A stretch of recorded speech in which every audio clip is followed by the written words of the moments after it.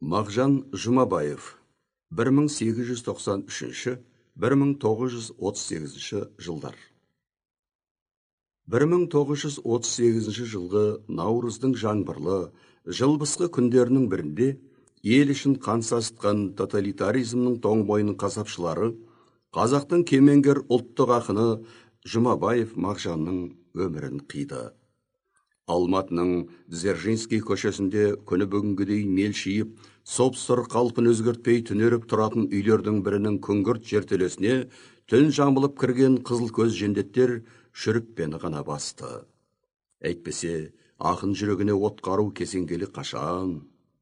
Қазақтың Абай атындағы мемлекеттік академиялық опера және балет театрының көркемдік жетекшісі және бас дирижері Ринат Салаватовтың сөзін сәл өзгертіп айтқанда, біз ұлы таланттарды мәпелеп баулып өсіреміз де, ізінше көзін құрту үшін жан таласа барымызды саламыз. Мағжан таланты ерте гүлжарды. Жұрт поэзия көгіне жарқырап туған жаңа жұлдызға еміне, емірене, таңырқай қарады. Әттегене, бар қазақ өткен жоқ. Біреуге бір артық ырыс қонса, іші қызғаныштан жарыла жаздайтын күншілер мұндайда аяққа орала кетпей ме? Жақсылық жасамасаң, жауың қайдан шығады? Дегенді еске түсіретін иіс алмастар және бас көтеріп, қызғаныш отына май құйып, неше түрлі пәле жаланы жамады. Және өздерінің жолы болғыштығын қайтерсің?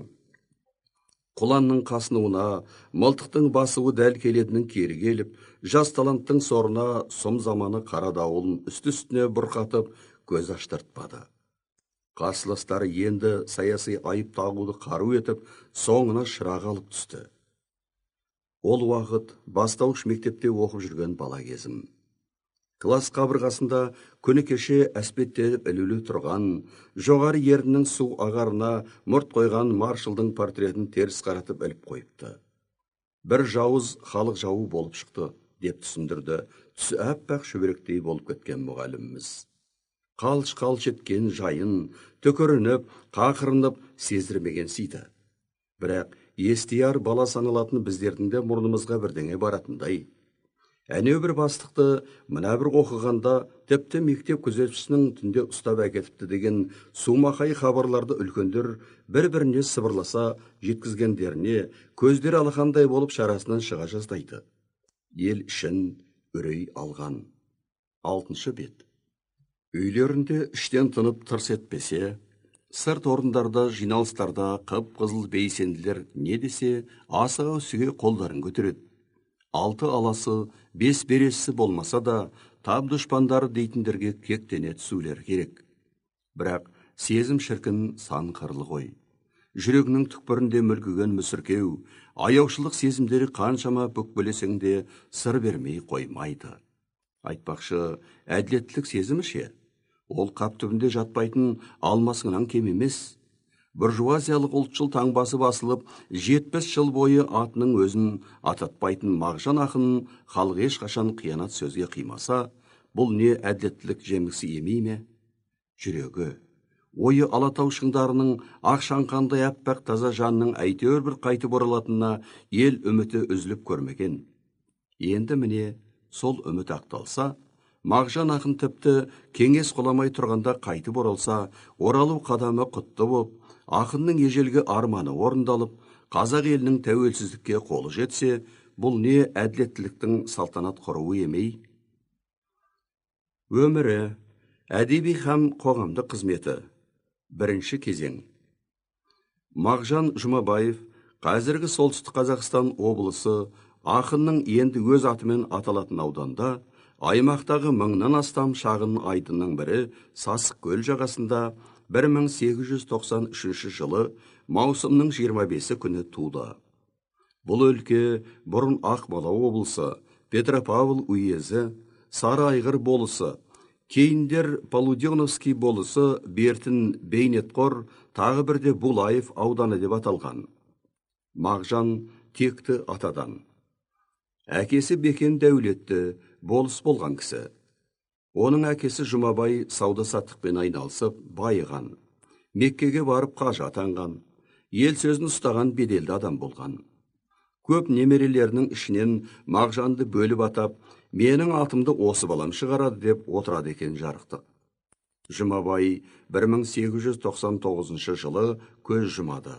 Бұл кезде Мағжан 6 жасар жеткіншек. Ағаларына еліктеп, оқуды тым ерте бастаған.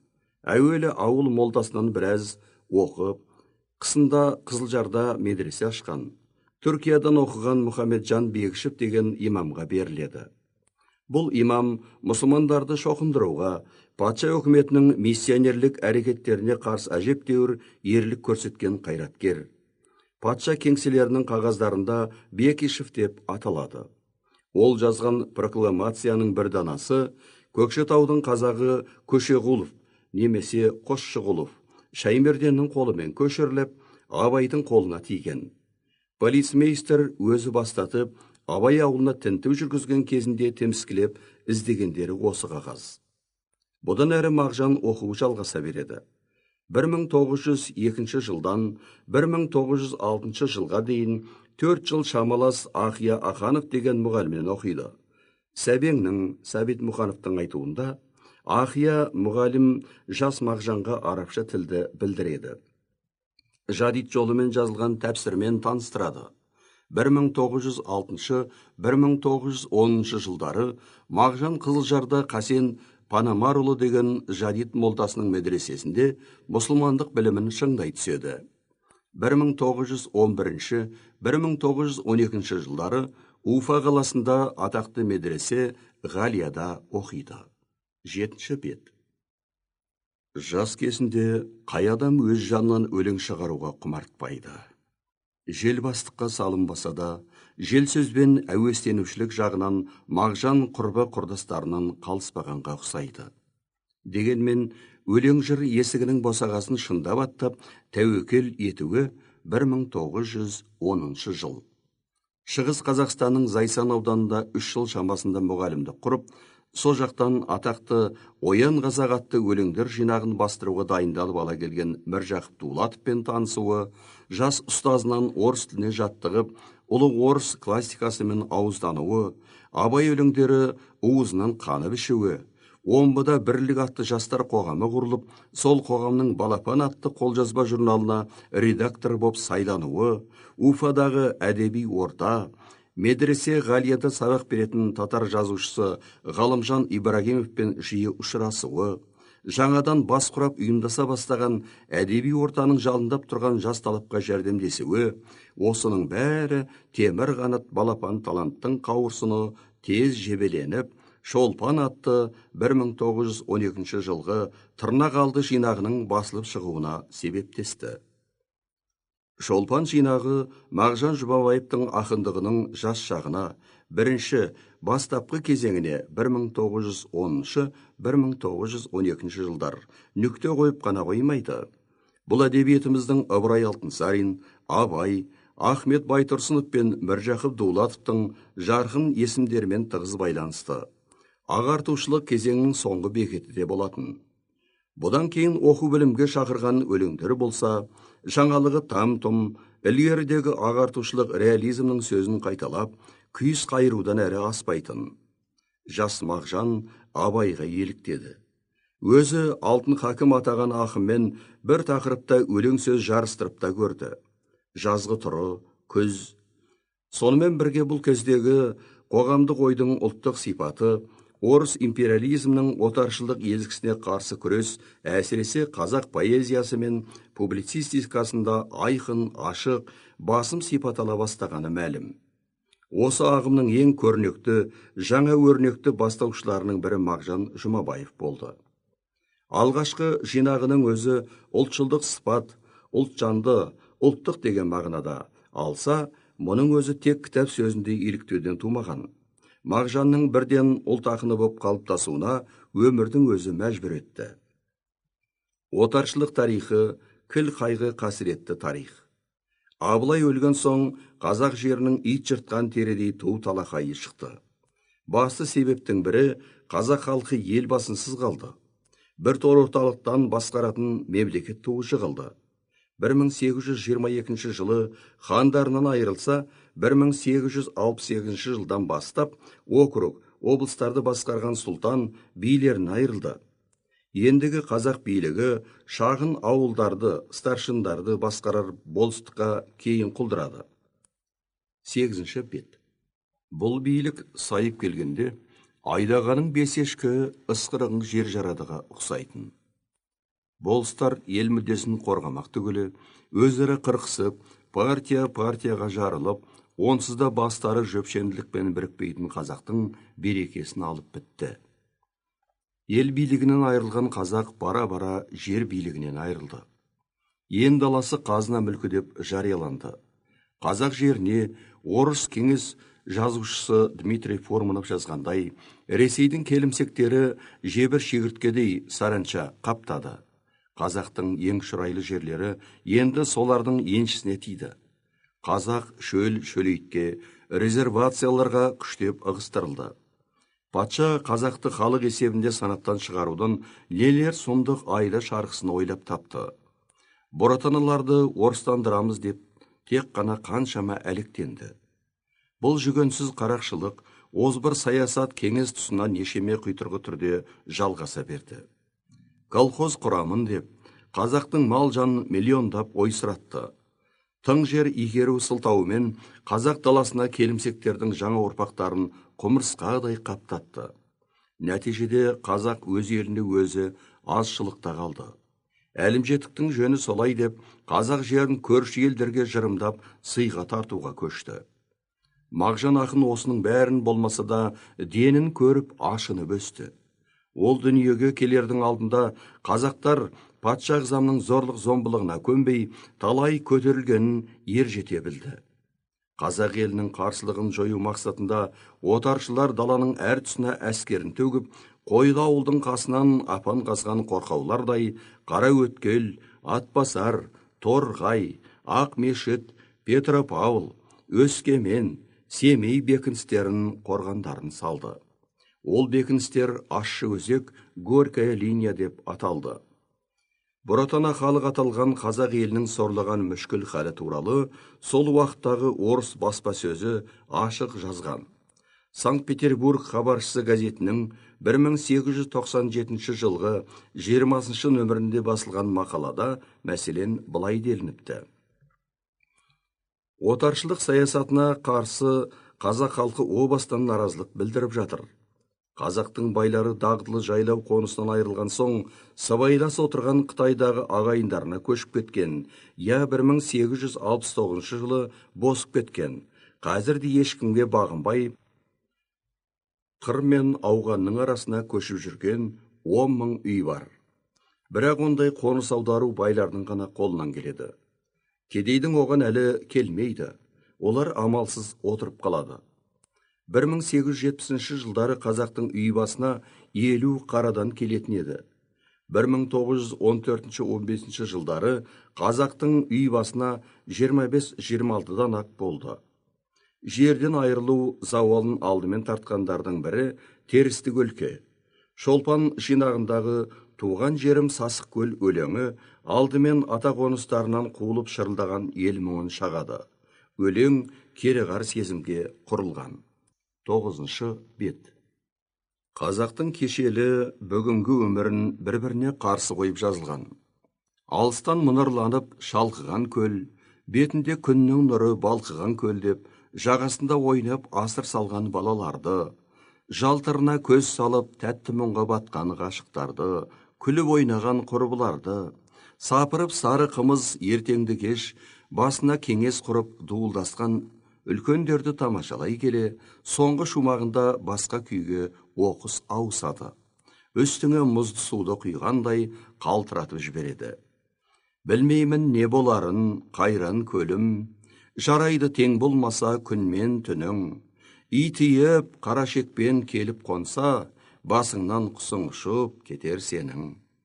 Осы суреттердің ойып шынына да шартарапқа жүктейді. Нешеме саққа кетеді. Жері азайған соң, қазақтың малы азайды. Малы азайып еді, жаны азайды. Зар илеген ел ахуалы арқасында аяздай батса, жап-жас балаң жігіт мұндай мұңды өлең туғызар ма еді? туғызбас еді. Мағжанды айтамыз-ау, туған жерім Сасық Көлді оқыған бүгінгі қазақ өзімізді ойланып қаламыз. Ау, қазір ше? Жерге, малға деген көзқарас оңып тұр ма? Енді қандай шекпен киген келімсек жеріңді сатып алып, иісі қазақты сорлытпақ деп, өзімізден өзіміз бөлініп, алаң бола бастаймыз. Міне, Мағжанның ес біліп, етек жапқаннан кейінгі көргендерінің өлең айнасына түскендері, қазақ тірлігіне қатысты өлеңдерге, жалпы шолпан жинағына байланысты атап өтуге тиісті нәрсе, Мағжан ақындығының келесі сатыларында өрбітілетін және ағартушылық реализм кенересінен асып төгілетін бір қатар тақырыптар көзі ашылады. Мағжанның жас шағының шындығы, ол тақырыптар шақтап шиырып айтқанда былайша түзіледі. Абай поэзиясы дәстүрлерін ілгері бастыру, байыту мәселелері, артыңда қазақтың жас балалары сөзіңді көсем қылып жүрер жөнге. Ұлттың әлеуметтік құрамына байланысты проблемалар. Мағжан кедей мен байды ажыратпайды емес, кедейлер үсіп тоңып, дір қалтырар, жыл үйде байлар жатар уайым жемес, шын сорлы. Тұтас ұлттың қамын жеу, сорлы қазақ, қазағым, ел бірлігін берекесін сақтау, байларын кедейлерге қарасқан көл, дейді Мағжан ақын Сасық Көл жағасындағы ынтымақты жырға қосып. Кедейлер, нашарлар, күшсіздер не істеу керек? Өзі қойған сұраққа жауабы даяр. Күшсіздер де тырыссын, қатар болсын. Бір күні, біреуінің мүлкін біреу тартып алсын, бай мен кедей қырқсын деген сөздер кездеспейді. Әйел бостандығын аңсау, жас келін, зарлы сұлу, тілегім, алданған сұлу. Әлем кеңістігіне қадам басу, түрікшіліктің тақырыбы, Орал тауы. 10-шы бет. Мағжан ақын ретінде де, азамат ретінде де ерте пісті. Туып өскен ортасы, ұяда көргені жасы 20-ға толмай жатып-ақ, туындыларында көркем сөз кестесіне түсіп үлгерді. Қазақ басына түскен зұлматты көре, сезіне жүре ұлттық сезімі ерте оянды. Болар елдің баласы 15-інде баспын дейді деген сөзде бар. Сол сөз Мағжанға арнап айтылғандай. Осы жайттарды еске ала отырып, Мағжан өмірі мен шығармагерлігін кезеңдеу барысында, оның жас шағын кезеңдеуді 1912 жылмен аяқтауды жөн деп таптық. Екінші кезең 1913-1924 жылдар. 1913 жылы Мағжан өмірі мен шығармагерлігінің жаңа екінші кезеңі басталады. Мағжан мұсылманша алынуға тиісті білімге жеткенін сезініп, келесі белеске көтерілуді ойлайды. Орыс әдебиеті мен мәдениетінен нәр алып, осының негізінде батыс әлем әдебиетімен кеңірек танысуға бел байлайды. Бірсыпыра даярлықтан соң 1914 жылы Омбы мұғалімдер семинариясына түсіп, оны 1917 жылы тәмамдайды. Тәмамдау жалпы семинариядағы оқу Мағжанға оңайға түскен жоқ. Сәбеңнің жазуларынан Зылиха апаймен кездескенінен білгенім, әкесі Бекен ақсақалдың Мағжанды Омбыға оқуға жібермей, молда еткісі келгендігі. Тілімді алмадың деп, адуынды әке баласын соқыр тиынсыз қалдырады. Жан сөзі өлеңінде Мағжанның «Ата-анаңнан без дедің, безбедім бе? Қаңғырып талай жалғыз кезбедім бе?» дейтіні сондықтан. Семинариядағы үздік оқығанға бір меценат бай 500 рубль стипендия тағайындаған екен. Үздік оқитын Мағжан сол стипендияны талшық етеді. Сол кездегі қазақтың оқыған жастарының аузында жалғыз сөз «миллетім» болды да, Ресейде оның шет аймақтарына дейін жеткен төңкеріс дауылдарының бәрін олар азаттық таңындай қарсылады. Мағжан ұлтым, алашым деп ұран көтерген қозғалыстардың бәрінің жуан ортасында жүрді. 1917 жылғы ақпан революциясынан соң Мағжан Ақмола Қырғыз Қазақ автономиясы облыстық комитетінің құрамында халыққа білім беру бөлімінің меңгерушісі қызметін атқарады. Осы комитеттің жұмсауымен Торғай облыстық қазақ съезіне қатысады. Міржақып Дулатовтың басшылығымен өткен Омбыдағы қазақ съезінің жұмысына араласады. Сол 1917 жылдың желтоқсан айында өткен жалпы қазақтық съезде Мағжан Жұмабаев Алашорда үкіметі жанынан құрылған ағарту коллегиясының мүшесі болып сайланған болатын. Коллегия құрамында Омаров, Шонановтар мен тағы басқа бірге ел арасында Алашты көгертпек қамында білек сыбанып жұмыс істеген. Жалпы қазақ съезінен кейін енді уездерде құрылтай өткізілуге тиісті болды. Мағжан Алашорда үкіметінің тапсырмасы бойынша Көкшетау қазақтарының съезін ұйымдастырып өткізеді. 11-ші бет. Жалпы қазақтық съезде Мағжан ақын Петерборда өтпек құрылтай жиналысына Қазақстаннан баратын депутаттар тізіміне ілікті. Сол тізімдегі депутаттар бас қосқанда Алаш партиясы бағдарламасын қабылдап, бұл партияның құрылғанын жариялауға, басшы органдарын сайлауға тиісті болатын. Амал қанша бұл шара іске аспай қалды. Келесі 1918 жылы Мағжан Омбы мұғалімдер институтына оқуға түседі. Алайда 300 партиясының көкауыз белсенділерінің әлегінен тұтқындалып, 1918 жылдың ақпаннан мамыр айына дейін көзі жылтырап, Омбы түрмесінде отырады. Мен өлсем де Алаш өлмес көркейер, істей берсін қолдарынан келгенін дейтін сағынды өлеңі сол қамауда жатқанда жазылған. 1918 жылы маусым айында Омбыда кеңес өкіметі құлап, оның орнына Колчак келгенде Мағжан абақтыдан шығып, біраз уақытын ауылында өткізеді. Сол жылғы күзде Петропавл уезінде ашылған педагогикалық 2 жылдық курстың меңгерушісі болады.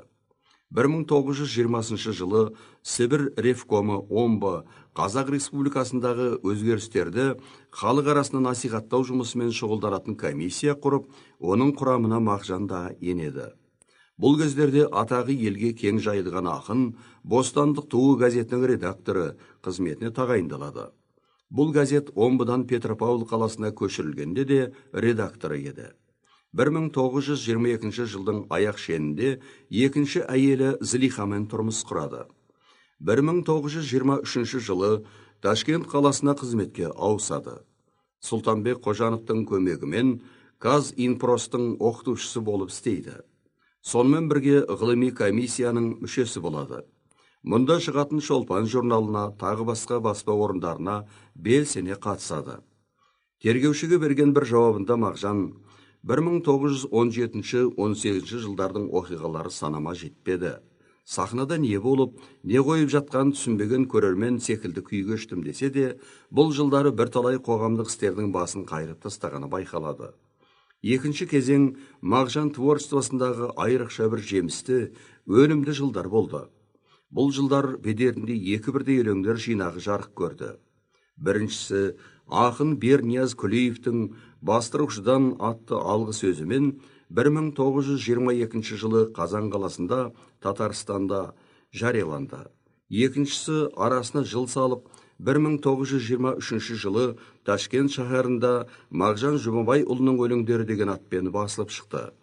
Бұл жинақтан тыс Шолпан журналында қазақ әдебиетінің асыл қазыналары Батыр баян атты поэмасы және Шолпанның күнәсі деген ұзақ әңгімесі дүниеге келді. Орынбор мен Ташкент баспаханаларында педагогика атты 1922-1923 жылдар оқулығы басылып шықты. 20 жылдардың екінші жартысында өрістеген мәдени революция нәтижесінде елде жаппай сауатсыздықты жою науқаны басталды. Мағжан сол науқанға белсене қатысты. Сауатты бол оқулығын жазды. 12-ші бет. Оқулықтың жұртта ұнағаны сонша, қатарынан 4 рет басылды. Сауатты болдың соңғы 4-ші түзетіліп басылуы Мәскеу қаласында қазақ еліне бұған дейін құлақ естіп, көз көрмеген таралыммен 50 000 тиражбен басылып шықты. Кеңес одағындағы елдердің кіндік баспасы 1929 жыл. Түзетіліп басылды дейтіні, оқулықтың соңғы нұсқасына Қазақстанда енгізіле бастаған латын әліппесі берілді. Пегас атты шабыт тұлпарын ерттеп мініп, тезгінін берік ұстаған ақын бұл жылдары әсіресе поэтикалық шабысын барынша үдетті. Басты тақырыбы ұлттық тақырып жан-жақты өрістетіліп, құлашын жаза түсті. Жаралы жан, қазақ тілі, Міржақып Дулатов патша тұтқынында түскенде жазылған өлеңдер шоғыры жауға түскен жанға, тұтқын, Міржақып Дулатовтың абақтыдан шыққанда, ұлт мүддесін ту етіп ұстаған тағы бір тарау өлеңдері өткен күн, айға, тілегім, мен жастарға сенемін деп аталады. Поэма жанрына қол артты. Ұлт азаттық тақырыбын осы үлкен жанрда көбірек өрістетті. Қорқыт, ертегі, Оқжетпестің қиясына, Қойлыбайдың қобызы, жоғарыда атылған Батыр баян поэмалары. Махаббат лирикасының, сүйіспеншілік жырларының асып төгілуі де осы екінші кезең үлесінде. Тырнақалды жинағында қапы соққан олқылықты, ғашықтық тақырыпта шолпан жинағынан сүйгенім өлеңін ғана кезіктіреміз. Ақын артығымен толтырады. Тұрлаулы істің сапалы атқарылған, сондай Мағжан атты шығарған осы өлеңдер деген сөзде бар. Жұмабаев өлеңдері оның есімін атау ауыр күнә саналатын уақытта да ел аузында жүрді. Соның ең бір үздіктері Гүлсім Камаловаға арналған ғашықтық өлеңдер. Ол 1921 жылы ақын басынан өткен бір биік мәнді махаббат хикаясы еді. Осының алдында 2 жыл бұрын ақынның Құдай қосқан жары Зейнеп баладан қайтыс болған. Азамат соғысы кезінде туғандықтан есімін Граждан деп атаған тұңғыштары шешесінің өлімінен соң көп ұзамай 1 жасында ажал қармағына ілікті. Баланың қабір тасына өлеңі осы кезде туған. Тағдырға тәбділ жоқ, өмір заңы солай. Тірі тірлігін істемек. Уақыттың шаңы астында көміліп қалатын дүние көп. Қайғыны да ұмыттыратын сол уақыт. Жаңа ой, жаңа тілек билеп сілкінгенде жан шіркін түлеп сала береді ғой. Мағжан мен татар әйелі Гүлсім арасында ғашықтық оты сол бір кездерде тұтанады. Әттегене Гүлсімнің басы бос еместі. Ақыры тағдырлары екеуін айырып тынады. Міне, осы махаббат хикаясы әдебиетіміздің көркіне көрік қосатын ғаламат сұлу жырлар туғызды. Гүлсім ханымға, Гүлсімге, сүй жан сәулем, гүге, айрылғанда, болса гүлсіз, тірілдім. Осы қатарда аталатын екінші кезең олжасына альбом ескерткіші түрінде жастардың сүйіспеншілігіне арналған өзге де лирикасы қосылмақ. Сен сұлу, көңілде қайғы қалдырмас, сүйгенім анық, Жәмилә, махаббат не, зыға, сүйгеніме, жас сұлуға, біраз фетше, енға, кыға, хор сипатты қарындас тағы басқалар. 13-ші бет. Мағжанның қазақ поэзияны ашқан жаңа беттерінен және де айрықша атайтынымыз, ақынның батыс, күллі әлем поэзиясындағы ауыз тұшитын жаңалықтарға ден қоюы. Осыған байланысты символистік ізденістері от, пайғамбар, күншығыс, мені де өлім әлдейле, бостандық, жаралы жан, Берниязға тағылар. Символизм романтизмнің бір бұтағы болғанда, осы тарапты өлең үлгілері ақын творчествосын қазақ поэзиясының және бір жемісті ағашы етіп бөлікшелеп тұратын айтуға керек. Бұлар жазғы жолда, қысқы жолда, жиіленді қара орман, қараңғылық қоюланып келеді дейтін тағы басқа өлеңдер. Символистік туындыларынан шолпы өлеңі реализм реңдес. Тақырыптық жағынан Мағжанның әдебиетімізге қала берді әлем поэзиясына енгізген жаңалығы экология тақырыбы. Бұны өмір жыры етіп алғаш жырлағандардың бірі осы өзіміздің қазақ ақыны. Жазды күні қалада, айда атыңды сәрсенбай, шойын жол. Мағжанның поэзиялық бағынан философиялық лириканың шоң шынарында кезіктіреміз. Ақын біткен болмаса да, даналары өз тағдырын алдын ала сезініп, өлең жолдарын түсіретіні әдебиет тарихында айтылып жазылып жатады. Мағжанның өз аяулы тағдырының қандай трагедиямен аяқталатынын күні бұрын болжап білгендей. 1920 жыл жазған жан сөзі өлеңі бүгінде оқыған жанның сай сүйегін сырқыратады. Ой деген өлеңі атына қарағанда осы психологиялық құбылыстың сырын ашатын толған сияқты. Шын мәнісінде өлең ойдың сезімге әсерін суреттеген. Ойы уланғанда ақын шетсіз, төпсіз тұңғиыққа батады. Көзіне жас оралады, жүрегі көмір болады. Сондай тебіреніп күңіренген кенеулі ой толқындары ауру, жұлдыздарға, сағат, шылым, Александр Блок тағы басқа бір қатар өлеңдеріне тән. Екінші кезеңде түрік тақырыбы да ұмыт қалған жоқ. Алыстағы бауырыма, орал. Үшінші соңғы кезең 1924-1938 жылдар. 1923 жылдың аяқ шеніне таман ақынды жұбайы Зылиха екеуін Мәскеу дәмі тартады. Мәскеудің жоғары әдеби көркем институтына оқуға түседі. Личный листок студенті деген құжатты Мағжан сол 1923 жылы 12 желтоқсанда толтырады. Қазақ Республикасынан айына 20 рубль стипендия алып тұрады. Құжат сұрақтарына берген кей жауаптары төмендегідей. Түскен оқу орны жоғары әдеби көркем институты.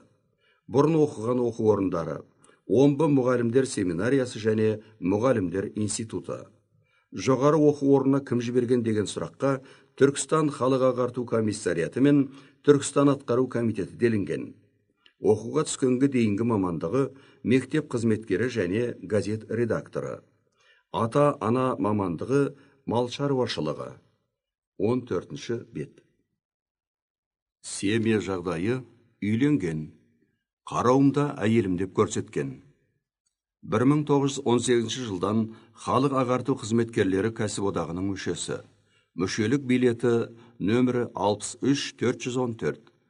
Мәскеуде оқи жүре, Мағжан кіндік баспаның жұмысына белсене қатысып, Владимир Ильич Лениннің бірталай мақалаларын, басқа да саяси әдебиетті, Пушкин, Лермонтов, Фет секілді орыс поэзия саңлақтарын, Горький бастаған кеңес жазушыларының көркем шығармаларын аударады. 1929 жылғы 14 шілдеде тергеуші жауап алғанда Мағжан Жұмабаев Мәскеуге көшіп келгеннен кейінгі жерде менің дүниетанымым өзгере бастады дейді. Бұл жүрек жарды шыны еді. Мағжан Жұмабаев осы ретте үлкен рәміздік мәні бар Қызылжала өлеңін 1924 жылы жариялайды. Рәміздік мәні болатыны бұл өлең ақын дүниетанымы әжептәуір өзгерістерге түскенін байқатады. Ол енді ағынға қарсы жүзбек емес, белгілі шарттарымен Қызылжалау түбіне жиналған халыққа қосылуға бар. Мәскеулік үлкен олжалары Жүсіп хан, өтірік өлең, толғау, 90-ның тобы поэмаларына ақынның жаңа үкіметке ниеттестігі айқын көрініс табады. Әдебиет тану ғылымының солшыл бағытта жасып тындырғаны алқа бағдарламасы. Бұл мұсылмандық һәм зайырлы светский ғылыми еңбектердің қай-қайсынан да атсалыса алатын теориялық соны ізденіс еді. Ақын НКВД тергеушісінің дігірлеткен талабы бойынша өзінің алқа атты бағдарламасын қалай жазғанына кең тоқталады.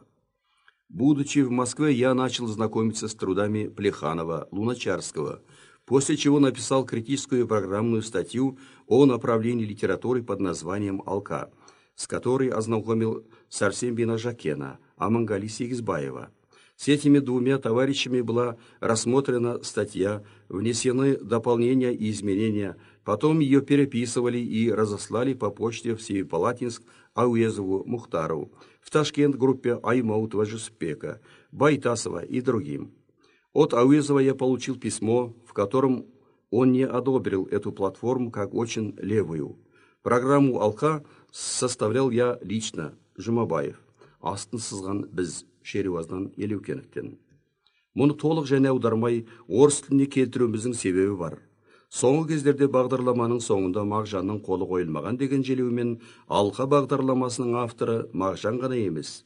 Бұл ұжымдық құжат екен деген жаңсақ сөз шығып жүр. Әрине, «Алқа» әдебиеттік үйірмесі алды жылда құрыла қалып, талқылаудан өткен күнде ұжымдық құжатқа да айналар еді. Амал қанша ондай жиналыс өткен жоқ. Тек кейбір зиялылармен жеке-жеке пікір алысу болғанға ұқсайды. Жәкен Сәрсенбин, мәскеулік студент. Аманғали Сегізбаев Қостанайда мұғалімдер курсын бітірген ақын, журналист. Мен екеуінің де Алқаны жазған Мағжанға пайдалы кеңес беру мүмкін екеніне шүбә келтіргенім жоқ. Бағдарламамен Әлихан Бөкейханов, Ахмет Байтұрсынов, Жүсіпбек Аймаутов, Мұхтар Әуезовтер де танысқан. Мұхтар Мағжанға жазған хатында алқаны тым солшыл бағытта жазылған деп сынайды. Өзге оқыған көрнекті зиялылар да сондай пікір білдірген. Бірақ бұлардың ешқайсысы пайдалы кеңес берді ме екен деп талқыға түскен шығармаға авторлыққа жармаспаған. Пікірлерін алқа авторына білдірумен шектелген. Бұл солай болуға тиісте. 15-ші бет. Бүгіндер ғылыми дәреже алу мақсатында зерттеу еңбек жазып жүрген ізденушілерге талай академик, доктор, ғылым кандидаттары білгендерін ірікпей ақыл кеңес беріп жатады. Бірақ солардың бірінің де қосалқы авторлыққа сұранғанын өз басым көргенде, естігенде емеспін. Мағжан бұдан әрі алқа бағдарламасын өлең түрінде жазып, поэма атын толғау деп қояды. Толғау өлеңін халық ағарту комиссариятында істейтін Жолдыбаев Молдағалиға педагогикаға кіріспе жазған қаламгер жібердім. Мен өлеңімде өзімнің өмір жолымда, менде қандай қателік және қобалжулар болғанын мезгіл датасын көрсетпей баяндап шықтым. Алқа үйірмесі ұйымдастырылмай қалды. Бөкейхановпен кездескенімізде әдетте біз әдебиет жайынан әңгімелестіміз дейді Мағжан тергеушіге берген жауаптарында. Бірақ айтып айтпай не керек, құлағын мақтамен бұрап тыққанға дегендейін, ол кездегі ОГПУ жөн сөзге құлағы асып қайтсын. Алқа ұйымын бір мәжілісі өтпесе де, контрреволюциялық ұйымға жатқыза салды. Мағжан жазған алқа бағдарламасын шатып бұтып біреуге орысшалатқан. Онда кеңеске қарсы көлденең сөз табылмаса да, күштінікі диірмен тартадыға салып, авторын ұлтшылсың деп айыптаудан жазбаған. Саяси үлкен айып тағылып отырған адамнан бір-ақ рет жауап алынған. Ізінше сот құрылып, бұрынғы Алашорданың ең бетке ұстар 42 белсендісі дүрмегінде Мағжан ақында кете барды. ОГПУ коллегиясының 1930 жылғы 4 сәуірдегі шешіммен РСФСР қылмыстық кодексінің 58-11 және 58-10 баптары бойынша 10 жыл еңбек түзету лагеріне кесілді. Жазықсыз адамдарды анық-танығына жетпей, соттап қаттаған тоталитаризмді енді айыптап, жер-жебіріне жетіп жүрміз. Дұрыс, әрине. Бірақ ОГПУ қазақ тілінде Мағжан Жұмабаевтың не жазып, не қойғанын қайдан біледі? Қазақ ақынның шойын жол өлеңінде іздеп тауып, Бухариннің баянамасына қостырған, ұлтшылдарды мұрындарынан тізіп, жарты патша Голощекиннің құлақтарына сыбырлап сүйреңдеген еріндер кімдердікі? Әлбетте, өзіміздің қазақ оқығандарынікі. Қазақ зиялыларының маңдайалды қайраткерлері итжеккенге айдалу үшін НКВД-ға жандайшап бас қосылып, қазақтың қып-қызыл белсенділері де қызу атсалысқандарын жасырмауымыз керек. Мынау қызықты қараңыз. Ел аман, жұрт тыйышта, айт үйт жоқ. Сонау Мәскеуге 1924 жылдың 24 қараша күні қазақ зиялыларынан 60-тай адам жинала қалды. Жиналған жері Мәскеудегі Күншығыс коммунистік университеті. 16 бет. Университет жанынан жерлестік ұйымы құрылған екен. Сол ұйым мәжіліс құрады. Қараған мәселесі біреу. Ташкентте басылып шыққан Мағжан өлеңдері туралы. Баяндама жасаушы Нәзір Төреқұлов. Мағжан ақын, бірақ қазақ ақыны емес. Қазақтың тұрмысынан айырылған ақын. Осы күні коммунист жасасын, төңкеріс жасасын деп сыдыртып жүргендер де бар. Олардың дегеніне еріп кетпей, демагогиясына жол бермей, сынап, ішін алып қарап тексеру керек. Мақтай берсек, онында алданып қалуымыз мүмкін деп қорытындысы баяндамасын. Ақынға ара түскен студент Сәрсенбі Жәкенов қана болды. Жиналыс қорытындысы коммунистік партияның жолына қарсы Мағжанның жұмбақты өлеңдері газет-журнал бетіне тексерусіз басылмасын дейміз. Мәскеуде жүрсе де қудалап, тыйыш таптырмаған жерлестері туралы Мағжан не ойлайтын тексерушіге берген жауабында айқын білдірген. Асыл ағаның орыс хатына да ерен жүйріктігін көрсету және аударма барысында көркем стилінің қырынан нұқсан келтіріп алмау мақсатында өзінің қағазға түсірген қалпын толық сақтауды мақұл көрдік. В те годы я испытывал значительный разлад в своем внутреннем мире в смысле переоценки бывших ценностей, и я сделал серьезную попытку влиться в советскую строю, выступил с рядом исповедческих вещей. Но, к моему несчастью, я жестоко был отвергнут тогдашними погододелателями в казахской литературе, впоследствии оказавшимися настоящими подлецами, как Байдильдин, Штокжигитов и другие. Меня буквально парализовала поднятая этой кучкой в печати кампания. Түрмеге түскен айдауда жүрген бейбақтың мән жайы белгілі. Кекселеп қалған түз қырандары, қолға түскенде шошынып, абыржып, ашу ызаға булығып, өлердей қорланады екен. Осынау көнді Мағжан ақында басынан кешкен. Находясь в лагерях Соловецких и Сибирских в течение 7 лет, у меня примерно с 1931 года постепенно появилось полное безразличие к своему прошлому, деп жазыпты ол тергеуші талабы бойынша жазған түсініктеме жауабында. Шабытынан айырылған асау жүрек айдауда пәлендей ауыз тұшырлық өлең тудыра алмады.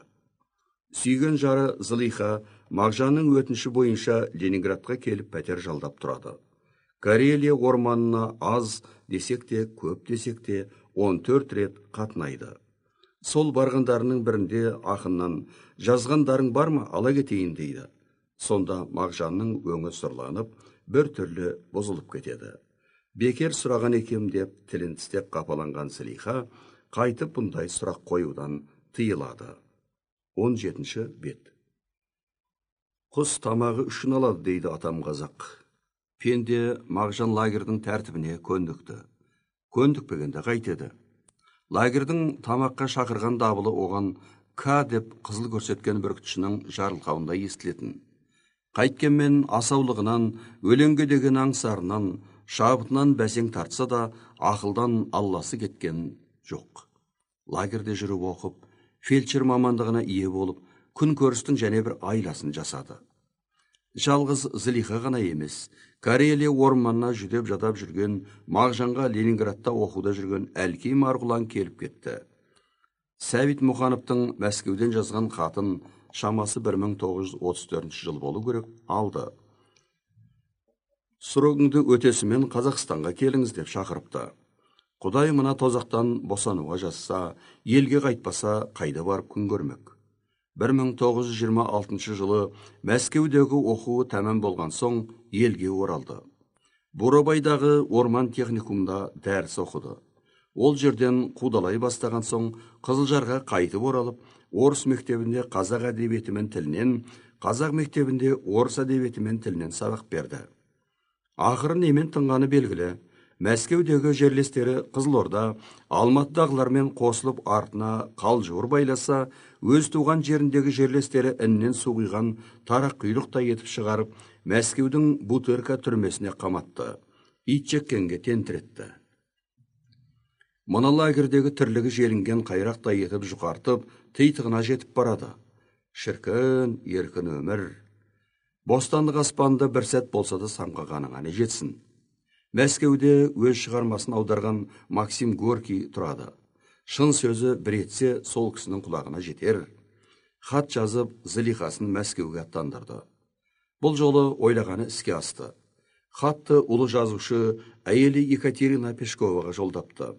Сол ізгі жүрек Пешкованың қуынуымен Кеңес социалистік республикалар одағы орталық атқару комитеті президиумының Мағжан Жұмабаевтың кесілген мерзімін қысқарту туралы қаулысына сәйкес 1936 жылғы маусым айының 2 күні лагердің темір торынан Мағжан аман есен босанып шықты әйтеуір. Сол жылдың қыркүйегінде Қызылжарға Сәбит келді. Жылы-жылы сөйлесе, жылан іннен шығады дейді. 1937 жылдың май айы қарсаңында Алматыға да жетті. Айтысып, тартысып, қырғи қабақ болып жүрсе де, бірге оқығандары бар, бір семинарияның төлі емес пе, бірден Сәкен Сайфуллиннің үйіне барды. Видна была какая-то настороженность и растерянность деп жазыпты Мағжан енді бұл жолы Алматы абақтысында 1938 жылы тергеушіге берген жауабында. Сөйтсе, кеңес өзінің қызыл қыранына да ауыз салған екен. Бұл жолы алдымен буржуазияшыл ұлтшыл саналатын бұны емес, Сәкенді ұстап әкетті. Еркін ауа демесең, Алматыдағы жүріс тұрысы да итшілеген өмір болды. Қайыр тілеудің азақ алдында жүрді. Ақыры ондаған жылдар қайда барса да қырсауынан қалмайтын үңірейген мылтық аусы бұл жолы құрбандығының ту желкесіне төнді. Талай жыл кезеңген от қару көкке тиген шалғыдай қиып түсірді. Ләм деуге шамасын келтірген жоқ. 18 бет. Бірақ ләм дегенде не демекші? Айтуға тиіссін бұдан 18 жыл бұрын 1920 жылы жан сөзі өлеңінде айтқан. Енді бір ай 27 жасқа келем, 30-40 қартаям, сөнем, өлем дегентін. 1938 жылы наурыз айының 19 жұлдызында айтқаны жазбай келді. Енді 3 ай тірі тұрса, 40-тың бесеуіне шығады екен. Өлетін жасын 40-тың іші деп дөп басқанына қайран қаласың. Тек тоталитаризмнің тым құрса мола бұйыртпайтынына сенбейтін тәрізді. Сол жерінен ғана қателесіпті. Болмаса басымда бармас бекен, атым аузына да алмас бекен, қарайып жапан түзде жалғыз тұрған, молама көз қырында салмас бекен. Моласының қайда екені күні бүгінге дейін беймәлім. Жорамал айтқан болып мәйітінің қай жерде көмілгені жөнінде. Әттегене көңіл аударған жан болмады. Атымды аузына да алмас бекен. Алғанда қандай? Жоғарда сөз өтілгендей қай уақытта да Мағжан халық көңілі көзінен кетпеген.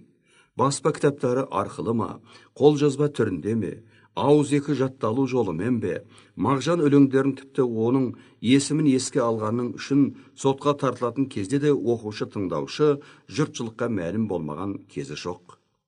Мағжан тануға қысқаша сипаттама. Мағжан тану ерте туып қалыптасты. Бұл ғылым саласында 3 сатыға бөліп қарауымыз керек. Біріншісі, 20 ғасырдың алғашқы ширегіне ғылыми жүйленуі. Екінші саты, додаланған, күстәланған 70 кеңестік жылда аяусыз сыналуы. Үшіншісі, Қазақстанның тәуелсіздік алған жылдарынан кейін баспасөз бостандығы жағдайында жаңа белбелеске көтеріліп, қауырт дамуы. Мағжан тануда алғашқы қадам жасағандар ақын кітабына кіріспе сөз жазып, ел жұртымен таныстырған қазақ оқығандары Бернияз Күлеев, Молдағали Жолдыбаев, Сұлтанбек Қожановтар өздері құрастырған я қарап шыққан Мағжан өлеңдерінің басқа да жазуларының әдебиетімізде қандай орын алатынын түбегейлі тексермесе де ақын шығармагерлігі хақында біраз көңілге қонымды пікірлер айтты. Бернияз ақын баспа ісінің үлгі аларлық сұлулығын, бұл саланы жолға қоюдың маңыздылығын сөз етсе, Молдағали Жолдыбаев кәнігі қаламгер ретінде Жұмабаев педагогикасының жаңа уақыт талабына сай ұлт өмірімен тығыз байланысты жазылған атап өтіп, сорлы қазаққа педагогика кітабы Інжілдей, Мағжан Азамат Айса пайғамбардай болды деп бағалады. 19 бет. Ал көрнекті мемлекет һәм қоғам қайраткері Сұлтанбек Қожанов ақын Мағжанның шығармагерлігі қазақ әдебиетінде үлкен орын алатын баса айтады. Түрлі түсті шовинистер тарапынан қойшылар тілі деп қорланып келген қазақ тілін Мағжан әлемнің ешбір тілінен кем соқпайтынын биік өреден көрсете білді. Мағжанның бай, жатық, таза, өткір, әдемі тілі біздің ұлттық игілігіміз деп жар салды. Ақын жинағының жарыққа шығуына байланысты тұрпайы социологизмнің ұр-тоқпақ айқайшылары айқайшу шығарып, саяси күнә тағып, байбалам салатындарын күні бұрын сезгендей. Мағжанның бұл өлеңдерінен марксизм дүние тануына ұйқаспайтын жерлер іздеп әуре болмаңыздар деп аз-маз кекетіп, Мағжан ақын поэзиясын оң көзбен бағамдауға шақырды. Үлкен замандастары, ұстаздары Мағжанның дарын һәм білімділігін қатты бағалауының бір белгісі, оған оқулық жазу секілді үлкен істерді сеніп тапсырып отырған. Жасына қарамай, анық басқан алғашқы адымдарына сүйсініп, биік тұғырдан көріп отырған. Әлихан Бөкейханов 1914 жылы Қазақ газетінде шыққан «Мұсылман съезі» деген мақаласында анық түрік затты халық тілі қазақта екен айта келіп, Абай, Шәкәрім, Міржақып, Мағжандай ақыны бар, бір жерде тізе қосып отырған қазақ туралы зор мақтанышпен жазды. Қазақтың бас ақыны Абай қатарынан табылатын ақынның жасы 20-дан жаңа асқанын ұмытпайық. Ахаң да Мағжанды бағалауда Бөкейхановтан қалыспаған. Ахмет Байтұрсыновтың әдебиет танышқыш кітабының алғашқы беттерінен ақ сөз өнерінің биік үлгілерін мысал келтірілгенде, ұлы Абайдан соң Мағжан өлең жолдары өнеге етіледі. Жақсы болсаң, жарықты кім көрмейді деп Абай айтқандай, нағыз көркем сөз ұсталары Мағжан поэзиясына алғаш қадамдарында тәнті болған.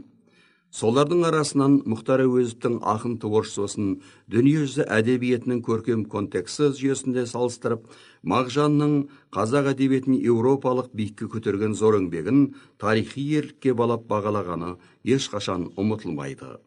Мағжанды сүйемін, еуропалығын, жарқыраған әшекейін сүйемін деген сөздерін өз басым осы тұрғыда түсінемін. Мағжан тауда және бір айрықша аталуға тиісті есім бар. Ол атақты жазушы, көркем сөз зергері Жүсіпбек Аймауытов.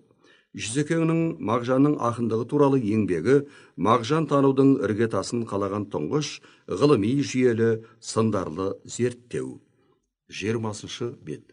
Әрине, бұдан 80 жылдай бұрын жазылған дүниені әлі де төрт құбыласы тең жаралған Дидар Шәріп қалпында сынсыз қабылдаймыз десек, бұл аға еңбегіне жеңіл-желпі қарағандыққа шығар еді.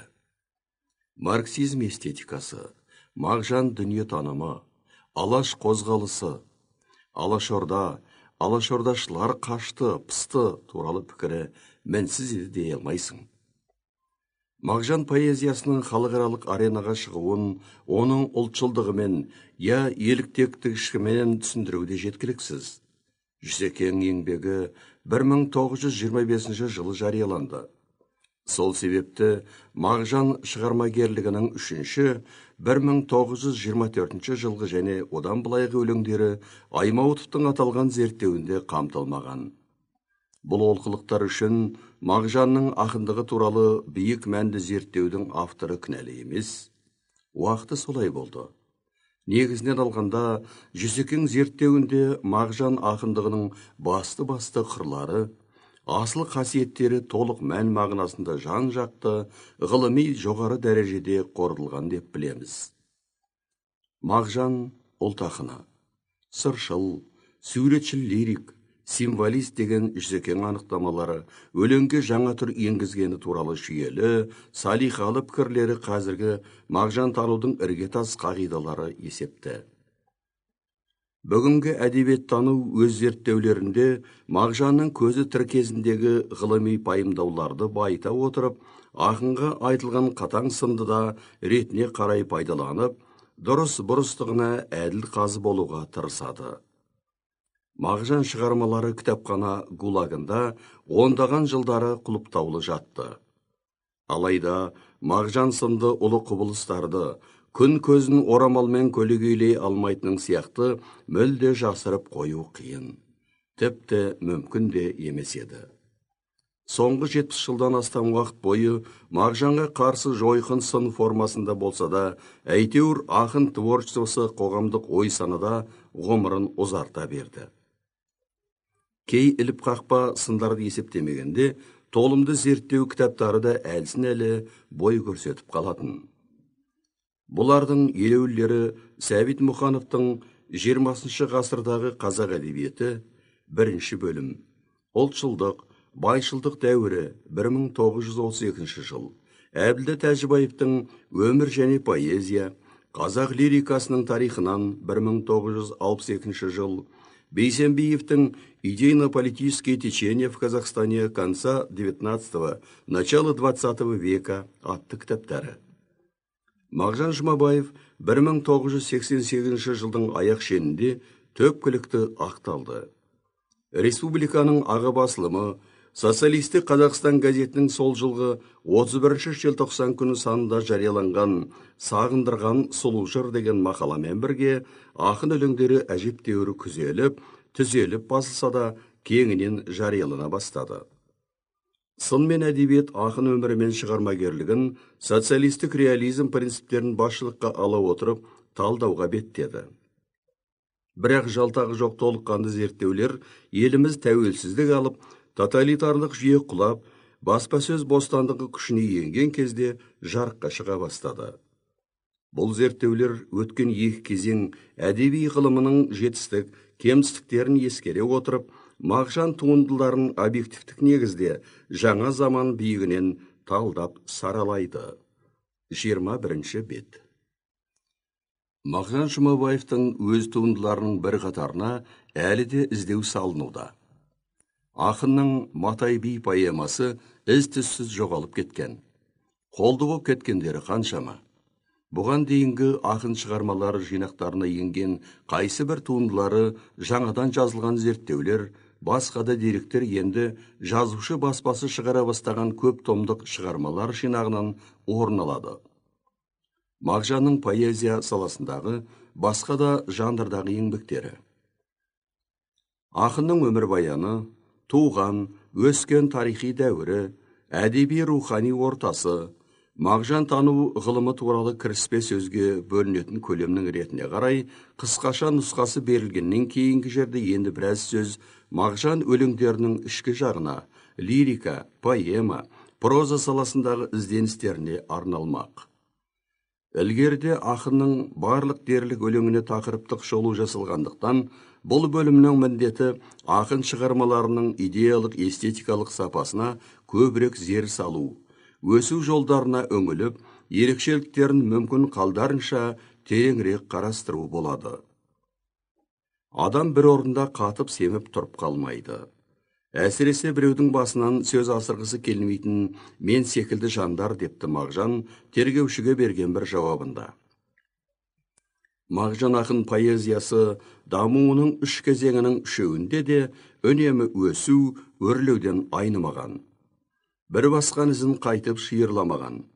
Және тақырыптары жаңарып, жаңғырығына байланысты өлеңі алуан әуен, саз, әуезге бөленіп, қобылып, сан өзгеріс тауып отырған. Мағжан өлеңдері көзі жасты, жылауық, боркемік деп көп сыналды. Ондай торығулары, түңілулері расында да аз болмаған. Тіпті жап-жас жігіт кезінде шығарған «Сүйгеніме» атты ғашықтық өлеңін кенет «Сүйген жарым, мейірімді ол қара жер» деп томырыға аяқтайды.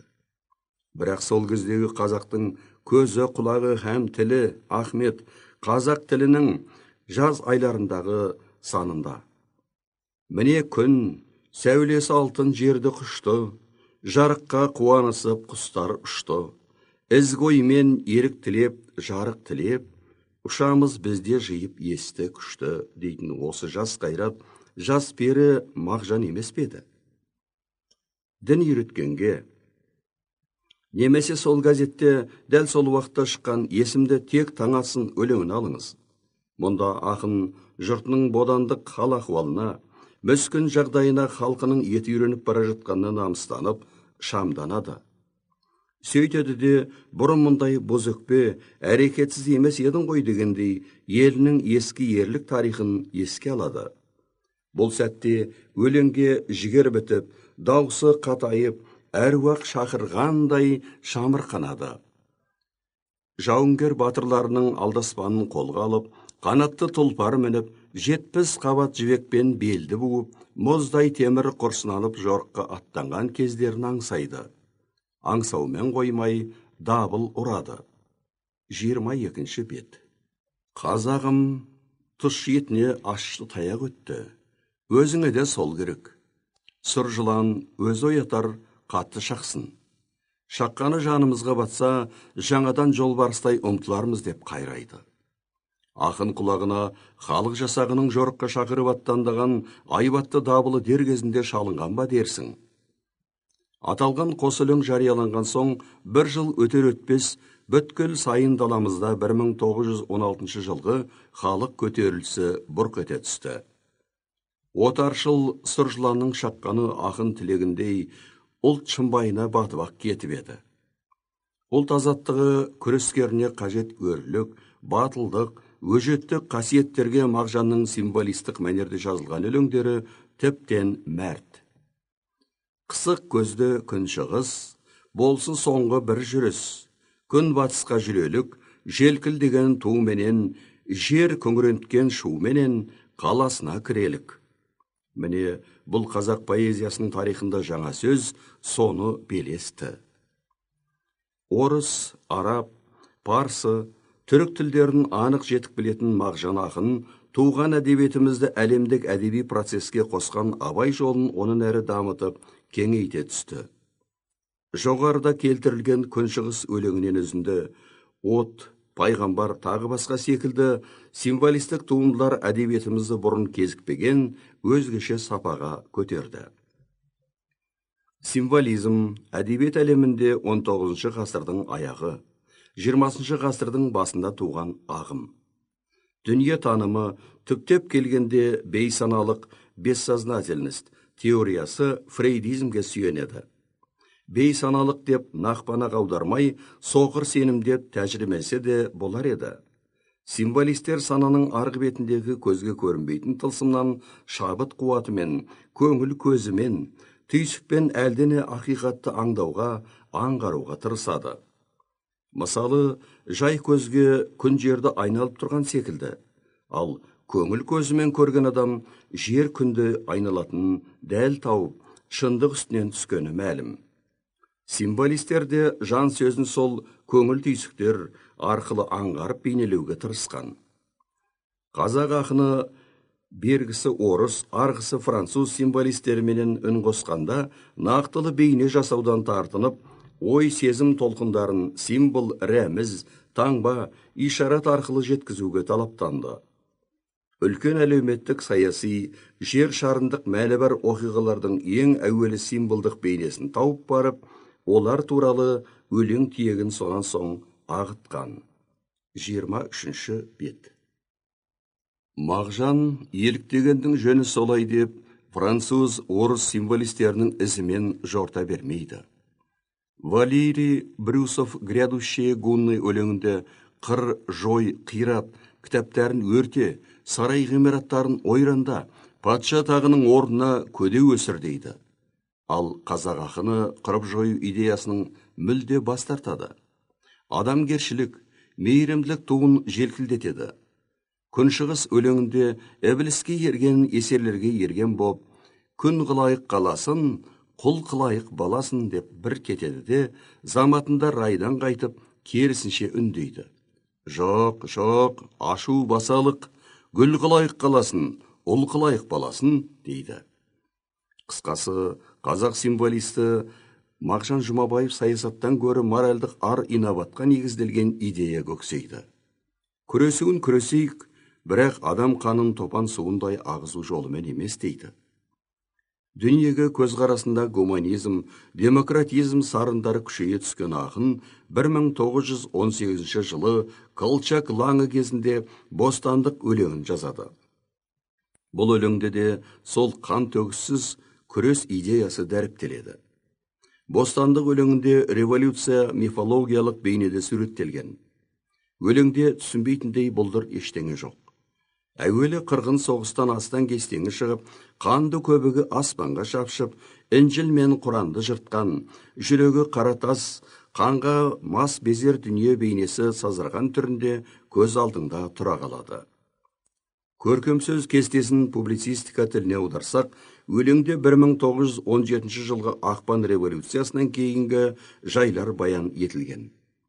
Қазақ автономиясын мойындаудан бас тартқан Колчакты алашордашылар бүкіл іс әрекетінен монархия иісі мүңкиді деп мейлінше жек көрген.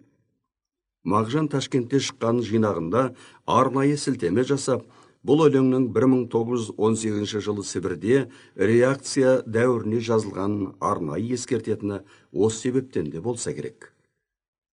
Дүние жүзін қанға бөктірген империалистік соғыс толыстар емес, саясатшылар соғыс өртін басы орнына лаулата түскен шақ. Міне осы дағдарыста көк есігі ашылып, ғарыш нұрлы, кәусар жібек сөзді, әдемі алмас қанат бостандықтың ақ құсы ұшып келеді. Ол жерге қонғанда адамзат бас кезінде демін ішіне алып, қуана күлісіп құрметпен қарсы алады. Бірақ пейіштен қуылған пенде біраздан соң сәулеге бойы үйреніп, бәз баяғы әніне басады. Өлең ақ қанаты кірлеген бостандық, ізгі періште ғарышқа қайта ұшуға қанатын қомдап тұр деген өкінішті кейулі жолмен аяқталады. Бостандық бейнесі Мағжан ақынның төңірегіндегі қиқу салған, лепірген, аяғының астындағыдан басқаны көрмейтін даңғой өлеңшілерден көш артық екенін бірден байқатты. 24-ші бет. Қызыл транспаранттарға көсілте жазылған сан жасасындар мен жойылсындарды поэзияға зорлап енгізушілерден өзгеше, бұл шайыр адамзат болмысынан сұлу мінез табады. Бостандық таңы қан төгісіз атсын дейді. Сөйтіп, қазақ символисі тап қырқысының қан төгу саясатынан бас тартатын моралі басым принцип ұстанады. Саяси қуғын сүргін, алыс жолыс идеясына кіршіксіз таза, ар инабатқа берік, ақ жарқын, өміршең идеяны қарама қарсы қояды. Мейірімді иені ұмытпа. Зорлық зомбылық, өтірік айту, арсыздық атаулыға жол жоқ. Тарсыл гүрсіл, қанды атыс, мундир киген хайуандық, бостандыққа қастандық дейді. Бостандық құсы ақын өлеңінде қанатын қомдап қайта көкке ұшуға беттейді. Өйткені бостандыққа қастандық жасаушылар ауыздықталмады. Өлең осы қасіретті жайларды суреттеумен аяқталады. Нақтылы өмірде ақын ескертуі жайына қалды. Ел аспанын қанқұйлы тоталитаризм қара бұлты торлап алған кезде Мағжанның бостандық құсына орын жоқ еді. Бостандық авторының өзде сол жүгенсіз жауыздықтың, арсыз арамдықтың құрбаны болды. Реті келген соң айтпасқа болмайды. Бостандық құсының қанатын қомдаған бойда Ресейде талай жылға тастап ұшып кеткенін баршамыз білеміз. Айтайық деп отырғанымыз Мағжан өлеңінің көрегендігінің дәлелі бұл бір мысалмен шектелмейтіндігі. Өмірдің өзі еліміздің тарихи өлең құдіреттілігін жаңа күшпен дәлелдеп беріп отыр. Бостандық өлеңінің идеясы жүзеге асып, ақын көксеген әділдік салтанат құрды. Қазақ елі Тәңірінің шарапатымен бостандыққа қол жеткізді. Және Мағжан аңсаған жолмен қан төгусіз күрес арқылы қол жеткізді. Тек ұзағынан сүйіндірсін де. Бостандық құсының алмас қанатына тағы да кір шалдырып алмасақ болды. Мағжан символистік поэзиясының құбылмалы ауа райы ақынның басқа өлеңдерінен де байқалады. Өр өмір мен өкінішті өлім күйлері астасып, алмасып отырады. Тірлікте қуаныш пен қайғы қатар жүреді. Өмір заңы солай. Мағжан өлеңінің тереңіне бойламай, айтылған сөздің сыртын ұстап, ішіне бойламау адамды киінген киіміне қарай бағалаумен бірдей. Бальмонттың «Убаюкивай меня, смерть» Мағжанның «Мені де өлім әлдейле» деген өлеңдерін мәніне қонақ бермей, тонына бола өліп бара жатқан капитализммен бірге өлу белгісін іздеу деп жазғырушылықта орын тепті. Өлеңге саяси сырға тағудың сөкеттігі осыдан да байқалмай ма? Қазір елімізде капитализм тіріліп кетті де, социализм жан тапсырды. Енді Мағжанның «Мені де өлім әлдейле» өлеңін қалай бағалауға тиістіміз? Социализммен бірге өлу белгісін іздеу деуіміз керек пе? 25-ші бет. Ақын үшін ең ауыр жаза өлеңін құлаққа естілген күйінде қабылдай салу. Дәмін алмай қылғыта беру. Бұл сөзді тасыр ұқпас, талапты ұғар, көңілінің көзі ашық сергек үшін деп Абай не себепті айтқанда көп жыл ескерілмеді. Ескерілмеді де Мағжан өлеңдерін өмірден безу деп шықтық. Ақынды ұқпағаннан не ұққымыз келмегендіктен сөйттік. Әйтпесе, інісіндей жақсы көретін жас ақын Бернияз Күлеев өзін өзі атып өлтіргенде Мағжан былай деп бармағын тістелеп күйінермеді. Өмір, өлім мәңгі аңдысқан екі жау, екі жауды бауыр қылар жыр барау. Сол жыр таппай, садақ тартпай сабырғып, қан майданда күңіренсең еді сор балау. Жыласаң жыла, күңіренсең күңірен, бірақ өмірден неге безіндің? Соншалық ауыр күнәға қалай баттың деп отырған жоқ па Мағжан? Мағжан өзінің неге көңіреніп, жабырқай беретінін жасырмайды. Ұлы ойлар кеп басыма деп түсіндіреді. Өмір мен өлім, от пен мұз, күн мен түн, мәңгі аңдысқан жаулар. Оларды бауыр қылар бір ғана күш, жыр деп білген Мағжан сол жырдың қалай өрнектелуін ойлайды. Ендеше ақын мені де өлім әлдейле деп өлең жазғанын, сұлаған қайыңнан, қан майданда құлаған ұланнан, періште қалпында көзін ашар ашпас қайта жұмған нәрестеден, бір сүюге құмартып, құмарынан шыққан соң өліп өткен ғашықтан артықпын ба, мен де тезірек өлейін деуін қалай пайымдауыңыз керек? Мен өз басым бұл жерде молаға қарай екі өкпесін қолына алып жүгіріп бара жатқан лирикалық геройды көріп тұрғаным жоқ. Бұл жердегі күңіреніс шынында да үлкен ойлардан, толғаныстардан, өмірге арзан көзқарасқа қарсы наразылық. Мағжан мені де өлім әлдейле әуезін өмір күйсандығынан төгілтіп отыр. Өмір дегенің алданыш болса, өлгенің жақсы. Бұндай сөз Мағжанның аузынан ғана шығатын сөз десеңіз қателесесіз. Өлгенің жақсы деуші бұл жолы жаны күйрек, уайымшыл ақын Мағжан емес. Емен жарқын оптимист, өмірді жан тәнімен сүйіп өткен ғабең Ғабит Мүсірепов басына келген ұлы ойларын бейнелі жеткізу үшін тапқан тәсілі. Символистер поэзияның тың кенішін қазды. Қазған жерлерінен нелер асыл тапты. Сол асылдың ең құдіреттісі тағы да сол сөз өнері екен.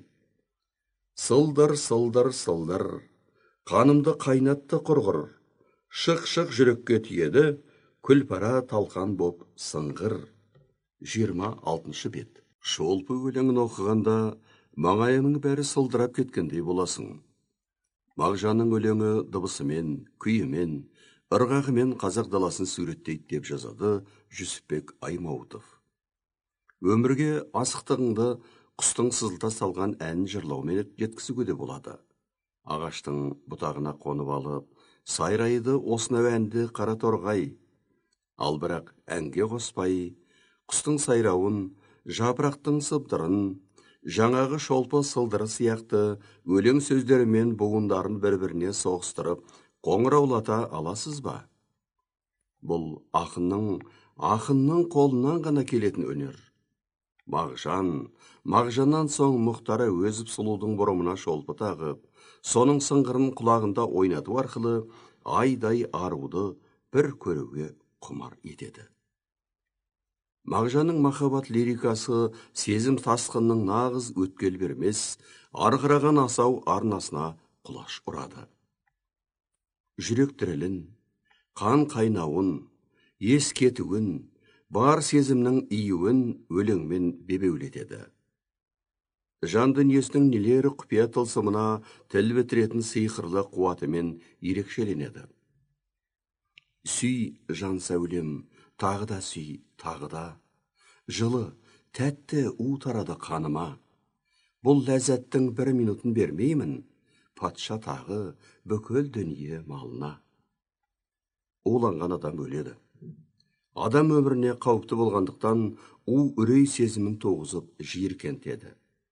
Ал Мағжанның сиқырлы қаламының ұшында керісінше сұлулық әлемінен табылып ләззатқа бөлейді.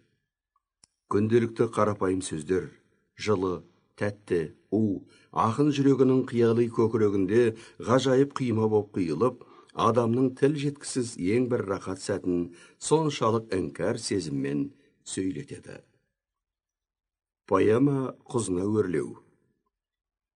Алғашқы баспа жүзін көрген жатыр өлеңінің Мағжандық екенін білмесең, мазмұнына, мәселенің қойылысына қарап, авторын өрімдей жас боздақ емес, тіс қақты, мосқал тартқан жасамыз кісі екен деп қалуың.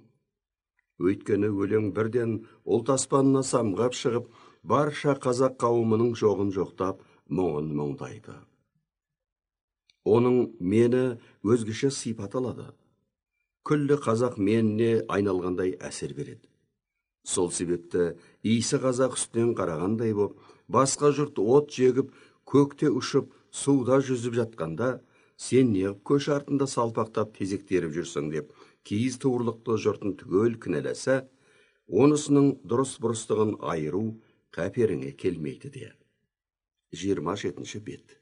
Мағжан поэзиясының мені Әлеуметтік тәжірибеге өстіп ерте молығып, поэма секілді эпикалық өрісті жанрға кібіртіктемей, қиналмай қол артты. Сәбең сөзімен айтқанда, Мағжан қазақ әдебиетінде поэмалар жазудың желісін қаққан адамның біреуі болды. Қорқыт, Оқжетпестің қиясында, Қойлыбайдың қобызы, Батыр баян, Жүсіп хан, Өтірік ертек, 90-ның тобы тағы басқа поэмалары адам тағдыры мен ел тағдырын шебер қиюластырған шығармалар. Поэмаларының ішіндегі ең шоқтығы биігі Батыр баян, құрылымы сарыны өте күрделі туынды. Ұзын өзен, шалқыған дариядай поэмасының бас алатын бұлағы өжет саяси лирика. Уақытына айтатын сыны тым уытты. Сұм өмір. Бүгінгі тілмен айтқанда, тоталитаризм заманы саналыға абақты, қызыл тіл, қолым емес кісендеулі деп бірден ширығып түнереді. Кеңес заманына алғаш айтылған ащыда болса әділ, дәлшіл сын. Әрі қарай баяғының әдемі ертегісі басталады. Басталу да баяғыша. Дауысырғақтың қазақтың жыр дастандары әуеніне салады.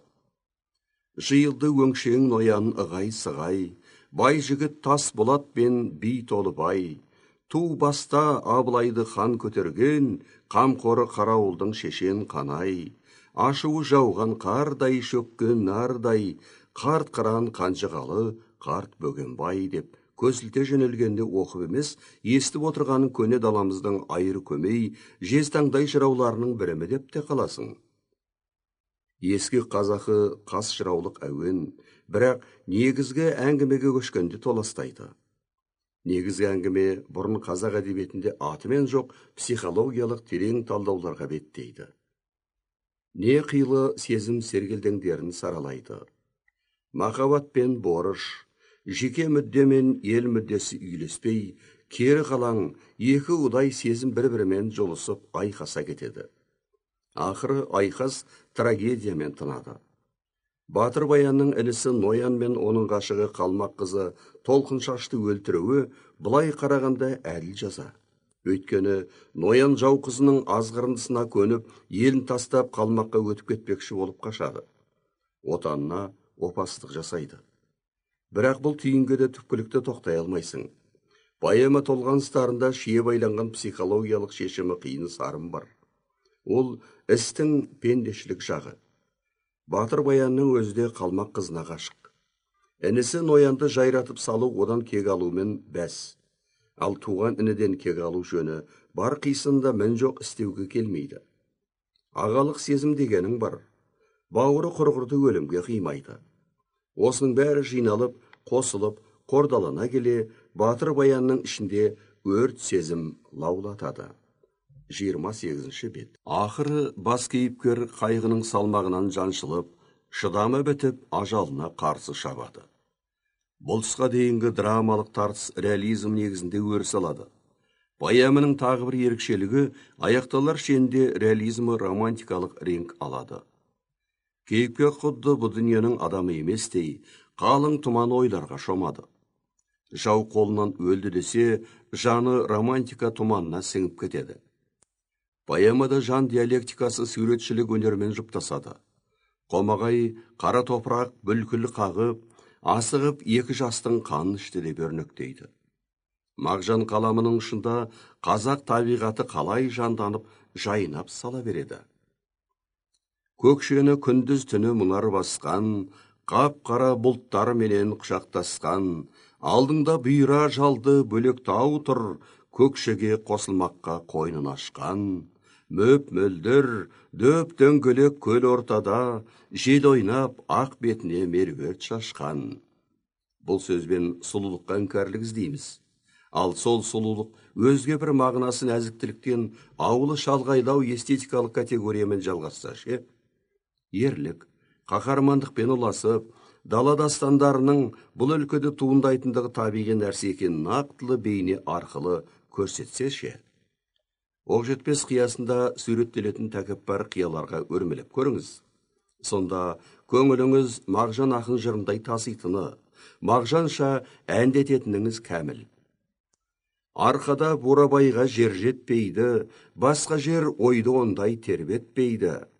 Арқада бурабайға жер жетпесе, алашта кенекеме ер жетпейді. Мұндай бірінен бірі асып төгіліп жатқан суреттерді түйдек-түйдегімен тастайтын ақынға Жүсіпбек Аймауытовтың сүйінетіндігі сонша, туған әдебиетіміздің бәйге бермес сөз тұлпары сол Жүсекеңнің өзде кейде пах сабазың-ай деуден асырып ештеңе айта алмай қалады. Батыр баянды Мағжан ең ұлтшыл поэмам деген. Оған қосып айтарымыз, ақынның басқа шығармаларының да алтын арқауы сол ұлттық өмір проблемалары, қазағының елдігі, бірлігі, ұлттық идея. Кеңес заманында ақын дүние танымына елеулі өзгеріс енгені жоғарыда айтылды. Ең үлкен өзгерісі 90-ның тобы поэмасында 90-ның жағындамын, қалың бұқараның тілекшісімін дегені. Есесіне ұлтына деген көзқарасына иненің жасуындай өзгеріс кірген жоқ. Азаттық жалау кімдікі, көре алмаса кім теңдік, тепкі көрсе кім кемдік, азаттық жалау соныкі, ендеше қазақ сенікі. 29 бет. Үзінді қызыл жалау өлеңнен алынып отыр. Мағжан өзгерісі кеңес жалауын азаттық байраққа байлайды. Енді тапсыз бүтін бір елмін, жолдасқа өлеңі деп тура айтудан тайтақтаса да, сонда да астын сызып айтайық, қазағым, ұлтым деген сөздерді жүрегінің төрінде сақтайды. Қызыл жалау тепкі, кемдік көргеннің жалауы болса, қазақтың бәрі сорлағаны. Ендеше кедейің бе, орташаң, байың, оқығаның ба, барша қазақ қызыл жалау сенікі. Мағжан қызыл жалау тігілген кезеңдегі жаңалық атаулыға қатты көңіл бөлді. Қазағы пайдаға асар соны өріске шыға қалғанда шын жүректен қуанды. Жердің жұмырлығы, Алатау, оқудағы қарындас, сол қуаныштарының айғағы. Соңға талған туынды өлеңмен жазылған суреттеме іспетті. Кеше ғана амандасқанда шүкіршілік деген жалғыз ауыз сөздің өзін айта алмай қорғалақтап, үш тұтығып, ұялшақ сары қыз, енді бір кез қараса, кеңес жиналысының мінберіне көтеріліп, бір қауым жұрт алдында баяндама көсіліп тұр. Өлең жолдарының айтылуы мәнеріне қарағанда, ақын жүрегі бір өзгеріске жерден жеті қоян тапқандай мәз болған, шаттанған. Мағжан дегенмен кеңес тұсындағы өзгерістерді тек жаңа болса болды, алды-артына қарамай төпеп мақтай бермеген. Көп жаңалықтарын місе тұтпай назыр қанған. Ишаретпен айтқанда, туралап тіке кеткенде елеулі сындары болған. Солардың екеуін бөліп айтқымыз келеді. Біріншісі Жүсіп хан ертегісі. Әзірбайжан жазушысы, ағартушысы Мирза Фатали Ахундовтың бір хикаясын сюжетін пайдалана отырып, қазақ ақыны кеңес тұсындағы жүрек мұздататын, төбе шашыңды тік тұрғызатын аса сұмдық жайлардың өріс алып бара жатқанын ишарамен көрсеткен. Ол кездердің орысшадан аударылған еңбектерінде Иосиф Виссарионович Сталин деген Жүсіп Бейсары Болатов деп алған кездері де болған. Поэма жазуды ойлағанда, автор осы ұқсастықты пайдаланып, жадында сақталған бір күмәнін Эзоп тілінде сыртқа шығарғысы келген тәрізді. Ерші Жүсіп аяқ астынан әлденеше күн хан тағына отырғанда, құзырындағы халқын қанға бояйды. Сыпырғандай тезекті, өңшең залым кезептен, еңбекші елді аршыды.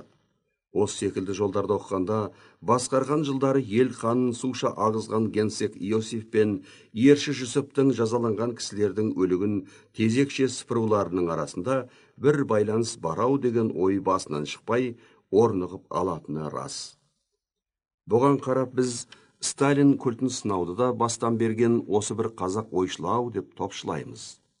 30 бет. Екінші сын экологияға қатысты. Шойын жол өлеңін кезінде Бухарин сынаған. Мағжанды прогресті түсінбейтін жан етіп көрсетуге тырысқан. Бұл жерде Бухарин Мағжан ойын көрнеу бұрмалаған.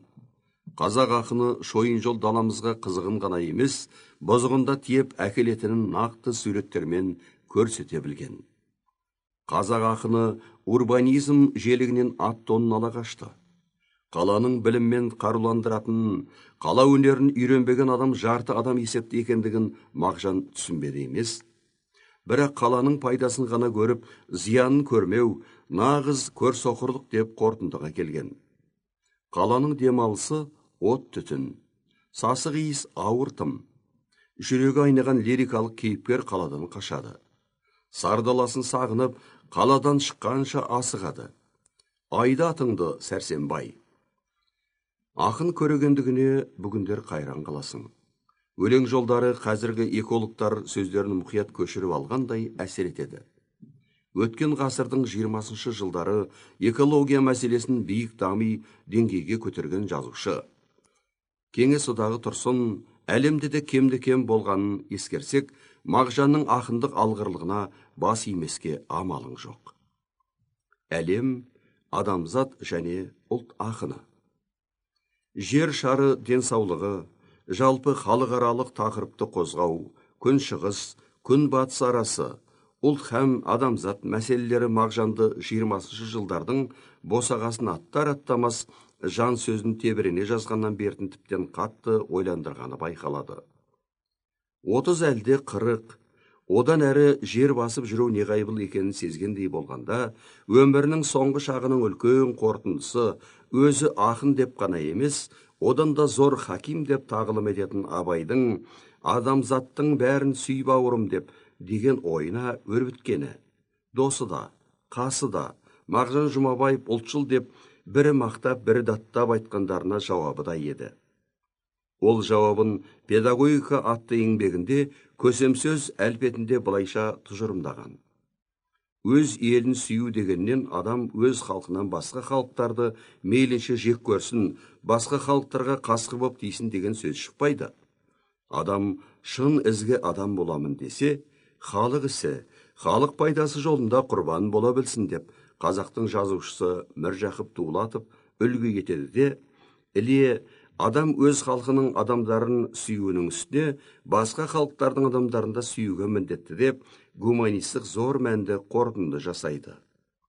Мағжанның ұлтжандылығын, қала берсе түркшілдігін де біз осы аранада жер жүзіндегі адамды адам сүймек деген ұлы мағынада түсінуіміз керек. 31-ші бет. Ақын жүрегіндегіні жазады. Жаннан бөгде ештеңе ойлап таппайды.